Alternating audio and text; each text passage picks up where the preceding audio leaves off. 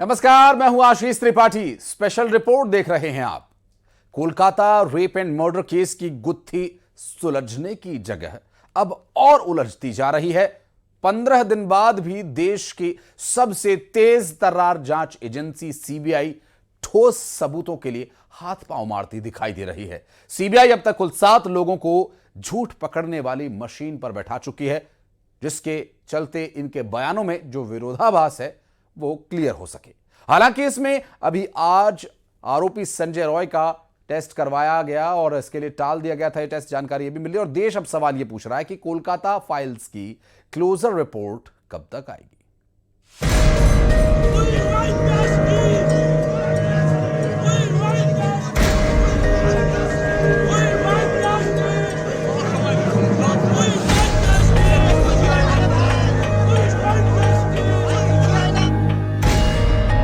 दीवारों और बंद दरवाजों के पीछे वो चीखती रही।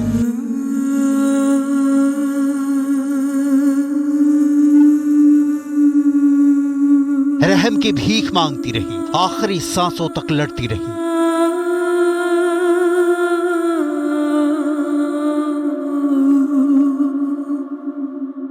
जबकि ना उसने कम कपड़े पहने थे, ना वो आधी रात घर से निकली थी, ना सुनसान सड़क पर थी। उसकी तो गर्दन में जान बचाने वाला आला था।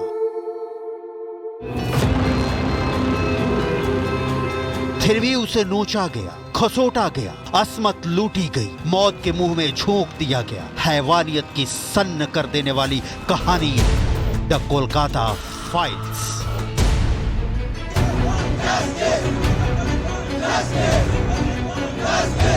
देश उबल रहा है, देश सवाल पूछ रहा है, देश इंसाफ मांग रहा है। डॉक्टर बिटिया का बलात्कारी कौन? डॉक्टर बिटिया का कातिल कौन? डॉक्टर बिटिया की रूह को कब मिलेगा सुकून?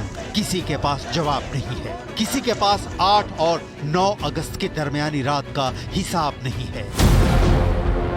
क्या हुआ? कैसे हुआ? कब हुआ? क्यों हुआ? किसने किया? कौन कौन शामिल? देश की सबसे बड़ी जांच agency central bureau of investigation यानी सीबीआई परत दर परत तलाश कर रही है। केस का रेशा रेशा खंगाल रही है, लेकिन सवाल अब भी अनसुलझे हैं। 15 दिन बाद कितने मिले सबूत? कितने मिले गवाह?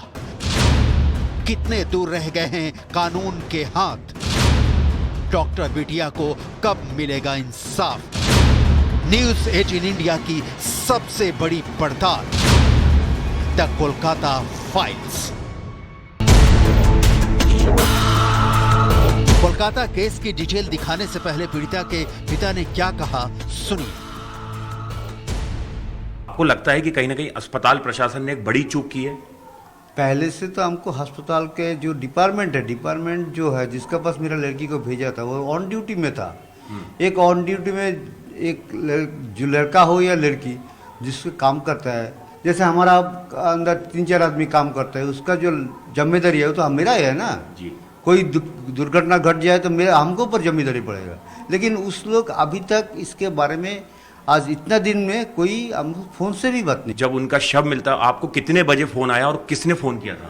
10:53 पर फोन आया और उसके बाद हमने किया। उसके बाद उसने उधर से भी फिर एक बार फोन आया, उनसे बोला मैं असिस्टेंट सुपर बोल रहा हूँ, आपका लड़की लगता है सुसाइड कर दी। सीबीआई आज 7 किरदारों का पॉलीग्राफ टेस्ट करा रही है।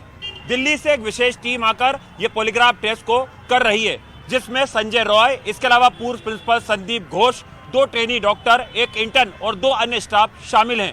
सीबीआई इस टेस्ट के जरिए जानना चाहती है कि आखिर 8 और 9 अगस्त की रात सेमिनार हॉल में क्या हुआ था।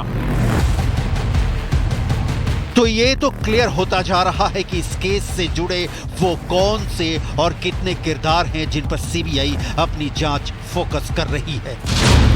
नंबर 1, आरोपी संजय रॉय, जिसे 14 दिनों के लिए जेल भेजा जा चुका है। नंबर 2, आरजी कर का पूर्व प्रिंसिपल डॉक्टर संदीप घोष।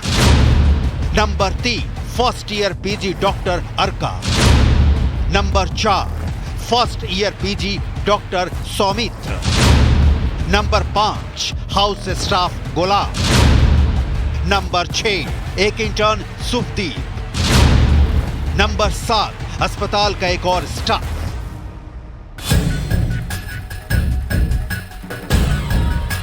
इन सबको पॉलीग्राफी टेस्ट से गुजरना होगा। Doctor rape and murder case की कड़ियां बहुत उलझी हुई हैं। सीबीआई का मानना है कि जो भी बयान उसने अब तक दर्ज किए हैं उसमें कई बयान ऐसे हैं जिनमें विरोधाभास है। सीबीआई ने सुप्रीम कोर्ट में इस बात को लेकर यहां तक दावा किया कि कोलकाता पुलिस ने क्राइम सीन को सुरक्षित नहीं रखा। बड़ा सवाल यह भी है कि सीबीआई ने जिस क्राइम सीन के सीएफएसएल के एक्सपर्ट के जरिए जांच करवाई, क्या सीएफएसएल के एक्सपर्ट छुपे हुए सबूत नहीं तलाश कर पा रहे? पूर्व प्रिंसिपल संदीप घोष से लगातार पूछताछ करने के बाद पॉलीग्राफी में जो सवाल पूछे जा रहे हैं वो इसी से संबंधित हैं।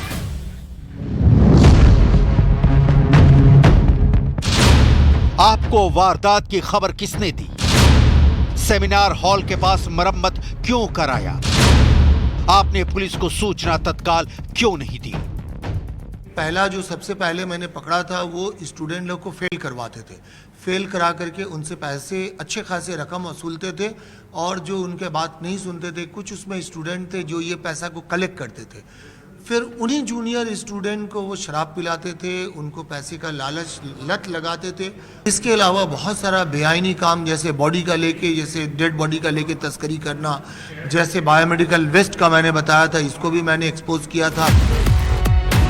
संदीप घोष क्या छिपा रहे हैं, क्या बता रहे हैं? उम्मीद है कि पॉलीग्राफी टेस्ट से दूध का दूध पानी का पानी हो पाएगा। लेकिन उस रात क्या हुआ था, इस गुत्थी को समझने के लिए सबसे पहले सीक्वेंस समझना होगा। सूत्रों के मुताबिक 8-9 अगस्त की रात वारदात की टाइमलाइन इस तरह से है। पीड़िता और 2 फर्स्ट ईयर के छात्र अर्का और सौमित्र ने 12 बजे रात को साथ में डिनर किया। इसके बाद वो सेमिनार रूम में गए जहां वो 1:30 से 2 बजे तक रहे और नीरज चोपड़ा का जेवलिन फाइनल देखा। सेमिनार रूम के सामने स्लीप रूम है जहां डॉक्टर आराम करते हैं। अलका और सौमित्र स्लीप रूम में गए जबकि पीड़िता सेमिनार रूम में आराम करने लगी। गुलाम ने 2:45 बजे तीसरी मंजिल पर जाने की बात कही जबकि सुखदीप ने कहा कि वो इंटर्न रूम में था। तीनों कमरे, सेमिनार हॉल, स्लीप रूम और इंटर्न रूम तीसरी मंजिल पर एक दूसरे के पास हैं। इसलिए सवाल उठ रहे हैं कि 4 डॉक्टरों में से क्या किसी एक ने भी सेमिनार हॉल में उस रात क्या हुआ ये जान पाए? सीबीआई 4 डॉक्टरों और 2 स्टाफ से यही समझने की कोशिश कर रही है, इसलिए झूठ पकड़ने वाली मशीन का इस्तेमाल कर रही है। इन लोगों से जो सवाल पूछे जा रहे हैं उसकी लिस्ट भी देख लीजिए।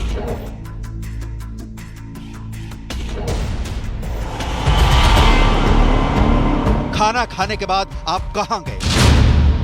क्या आपने पीड़िता की चीख सुनी? वारदात का पता चलने पर आपने क्या किया?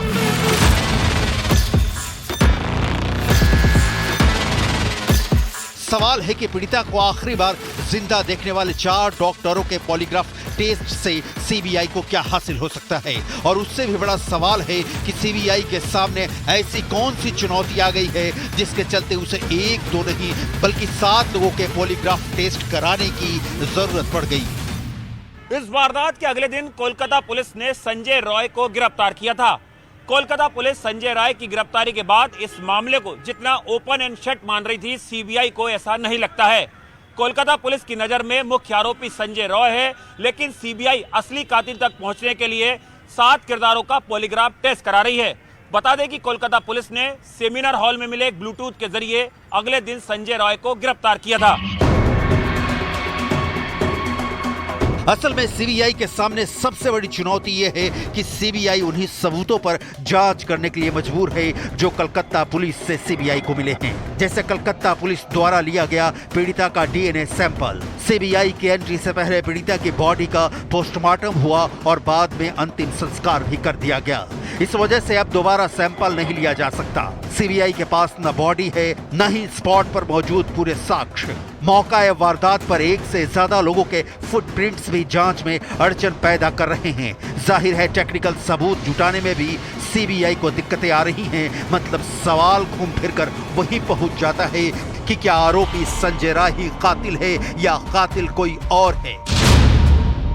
क्या कत्ल एक से ज्यादा लोगों ने मिलकर किया या कत्ल संजय रॉय ने किया और सबूत किसी और ने मिटाए? क्या कोलकाता पुलिस की थ्योरी सीबीआई के गले नहीं उतर रही? सीबीआई की टीम ने मौका वारदात का कई बार मुआयना किया, यहां तक कि मौका वारदात की 3D मैपिंग भी की गई ताकि कोई सबूत सीबीआई के हाथ लग पाए। सीबीआई सेमिनार हॉल में छुपे अदृश्य सबूतों को जुटाने की भी कोशिश कर रही है। पॉलीग्राफ टेस्ट की डिटेल आपको भी जरूर जाननी चाहिए, क्योंकि झूठ पकड़ने वाली ये मशीन आखिर कितना झूठ पकड़ पाती है और कैसे पकड़ती है। सबसे पहले जानिए कि क्या होता है पॉलीग्राफी टेस्ट। पॉलीग्राफ एक मशीन है जिसमें व्यक्ति से अटैच किए गए सेंसर से मिलने वाले सिग्नल को एक मूविंग पेपर पर रिकॉर्ड किया जाता है। इसमें व्यक्ति के शरीर पर 6 सेंसर्स अटैच किए जाते हैं। अब जानिए कि क्यों करवाया जाता है पॉलीग्राफी टेस्ट। जब आरोपी या संदिग्ध पूछताछ में कुछ छिपाने की कोशिश करता है या अपना बयान बार बार बदल देता है। किसका लिया जाता है पॉलीग्राफी टेस्ट? अदालत की परमिशन और संदिग्ध की सहमति से जांच एजेंसी कर सकती है टेस्ट। कैसे काम करता है पॉलीग्राफी मशीन? मशीन इन्हें रिकॉर्ड करता है। सांस लेने की गति, व्यक्ति का पल्स, व्यक्ति का ब्लड प्रेशर, व्यक्ति का पसीना, हाथ पैर का मूवमेंट।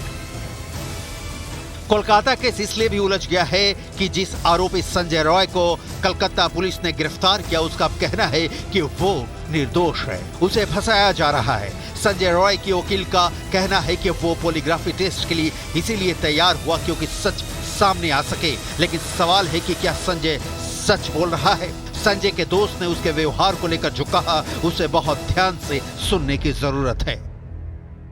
करता था, उससे हम लोग बातचीत ही बोलना बंद कर दिया भैया। किस तरह का कचरा, मतलब क्या क्या करता था? वही पीने का बाद माँ कौन बहन कौन कहा है, मैंने बोले ना टोन टिटकारी काटे ना, वैसे ही करता था। मतलब क्या छेड़खानी करता था लड़की? हाँ, वैसी छिड़कानी फिरकानी करता। उसके साथ हम लोग बाती नहीं करते थे। आता तो भागा देते थे हम लोग का पास। मत दारू पीता था, रात को कितना 2:30 बजे दारू पीते बियर लेके आया था, तो हम भी 2 घोट पी लिया था। बस वही लेके वहाँ कौन जा रहा था, छिड़कानी किया। मेरा क्या कर रहा?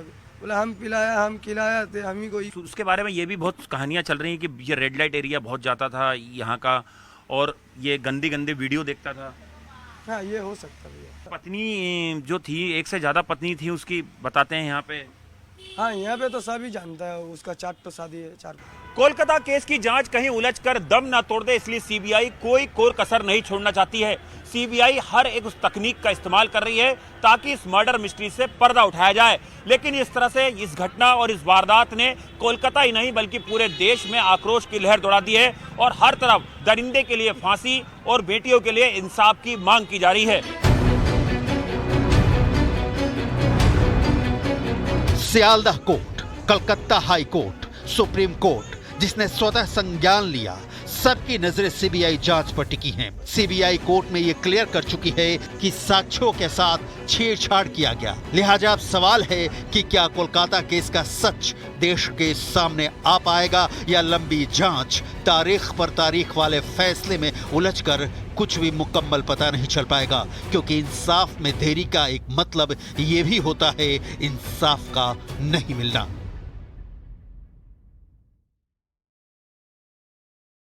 पे 44 पर बीच सड़क में संग्राम मच गया। लोग इस घटना का वीडियो बनाते रहे, किसी ने दखल देने की कोशिश नहीं की। इस घटना का वीडियो सोशल मीडिया पर अपलोड कर दिया गया। वहीं शिवपुरी में एक पति गुस्से में हैवान बन गया और लोग सिर्फ तमाशा देखते रहे।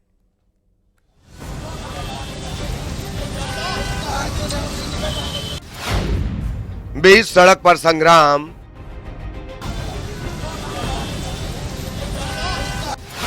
बीच सड़क पर दे दनादन।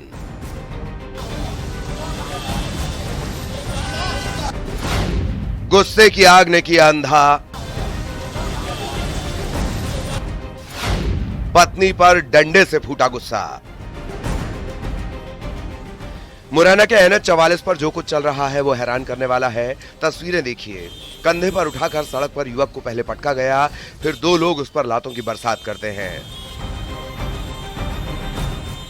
युवक बचने की कोशिश कर रहा है, उसके कपड़े फटे हुए हैं, लेकिन लोग उसे मारना नहीं छोड़ते। थप्पड़, लात, घूंसों की बरसात जारी है। ये सब हो रहा है बीच सड़क पर। पास में एक कार है जो डिवाइडर पर चढ़ने के बाद क्षतिग्रस्त है।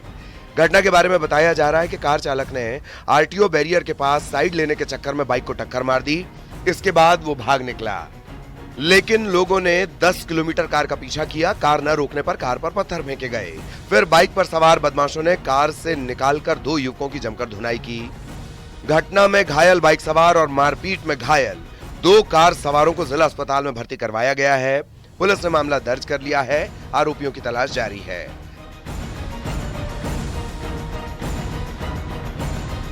यहाँ पर पहले एक एक्सीडेंट होता है, फिर वो जो जिस गाड़ी के द्वारा एक्सीडेंट किया उससे आक्रोशित होकर के जो युवा हैं वो उसको जो गाड़ी का चालक है उसके साथ में मारपीट करते हैं। ऐसा वीडियो वायरल हुआ, उसमें थाना कोतवाली में अपराध पंजीबद्ध। अब गुस्से की एक और तस्वीर देखिए। युवती की डंडे से बेरहमी से पिटाई की जा रही है। पीटने वाला कोई और नहीं, महिला का पति है। पत्नी को दौड़ा दौड़ा कर मार रहा है। वो रहम की भीख मांग रही है, लेकिन गुस्से में पागल पति को पिटाई के अलावा कुछ नहीं सूझ रहा। आसपास लोग हैं, लेकिन कोई बीच बचाव को आगे नहीं आया। पिटाई का ये वीडियो शिवपुरी के लुकवासा के रिजोदा गांव का है। वीडियो के वायरल होने के बाद पुलिस ने आरोपी पति को गिरफ्तार कर लिया है। Bureau report, news 18। Star footballer Ronaldo अपना यूट्यूब चैनल लेकर आए, जिसमें उनके फॉलोअर्स की संख्या हर रोज बढ़ती जा रही है और करोड़ों फैंस उनसे तभी जुड़ गए थे जब उन्होंने चैनल लॉन्च किया था।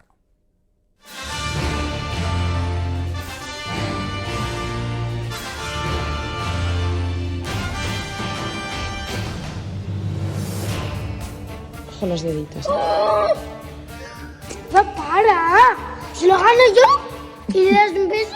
फुटबॉल की दुनिया में एक से बढ़कर एक खिलाड़ियों का दबदबा रहा है। पुर्तगाल के क्रिस्टियानो रोनाल्डो भी उसी कतार में आते हैं। वो वर्तमान में खेल रहे खिलाड़ियों में सबसे ज्यादा चर्चित फुटबॉलरों में से एक हैं। वो जब भी मैदान में उतरते हैं उनकी बादशाहत हमेशा दिखाई देती है। इसके साथ ही वो सोशल मीडिया के भी स्टार हैं। अब तो वो अपना यूट्यूब चैनल लाए हैं, जिसके बाद उनके फैंस उनसे लगातार जुड़ते ही जा रहे हैं। रोनाल्डो ने बुधवार को अपना यूट्यूब चैनल लॉन्च किया और महज 1.5 घंटे के अंदर ही उन्हें 10 लाख सब्सक्राइबर मिल गए। इस तरह एक दिन में 13 मिलियन यानी 1 करोड़ 30 लाख सब्सक्राइबर उनके हो चुके थे। ये भी एक रिकॉर्ड है। यूट्यूब 10 लाख सब्सक्राइबर वाले चैनल को गोल्डन बटन भेजता है। यूट्यूब ने 6 घंटे में ही उनके घर गोल्डन बटन भी भेज दिया, जिसकी खुशी रोनाल्डो के चेहरे पर साफ दिखाई दी। एक वीडियो सामने आया है जिसमें वो अपने बच्चों को वो गोल्डन बटन दिखा रहे हैं। 10 मिलियन सब्सक्राइबर होने के बाद रोनाल्डो ने अपने बच्चों से गोल्डन प्ले बटन को अनबॉक्स करवाया, जिसे देखकर उनके बच्चों का खुशी का ठिकाना नहीं रहा। रोनाल्डो सोशल मीडिया पर पहले से ही छाए हुए हैं। उनके एक्स प्लेटफॉर्म पर 112 मिलियन, फेसबुक पर 170 मिलियन और इंस्टाग्राम पर 636 मिलियन फॉलोअर्स हैं। इतना ही नहीं, रोनाल्डो दुनिया के सबसे ज्यादा कमाई करने वाले खिलाड़ी हैं। उनकी कुल संपत्ति 2000 करोड़ से भी ज्यादा बताई जाती है। रोनाल्डो ने अपने यूट्यूब चैनल पर कई वीडियो भी अपलोड कर दिए हैं। उनके वीडियो लाखों व्यूज बटोर रहे हैं, जिससे वो लाखों की कमाई भी कर चुके हैं। वहीं फुटबॉल के मैदान पर भी उनका जलवा बरकरार है। Bureau report, news 18।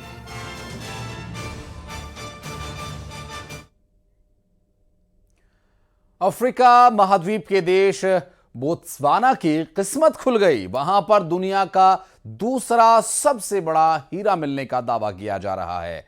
कितना बड़ा और कितने रुपयों का ये हीरा, इसकी कीमत क्या है, आइए देखते हैं इस रिपोर्ट में।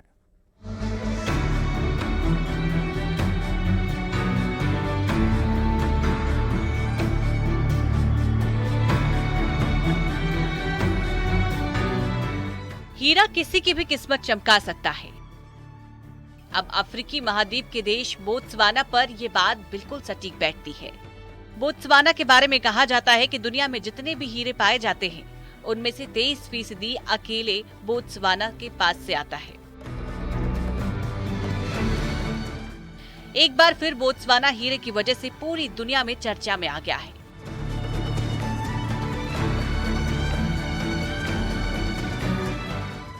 दावा किया जा रहा है कि यहाँ 2492 कैरेट का हीरा मिला है, जो दुनिया का दूसरा सबसे बड़ा हीरा है।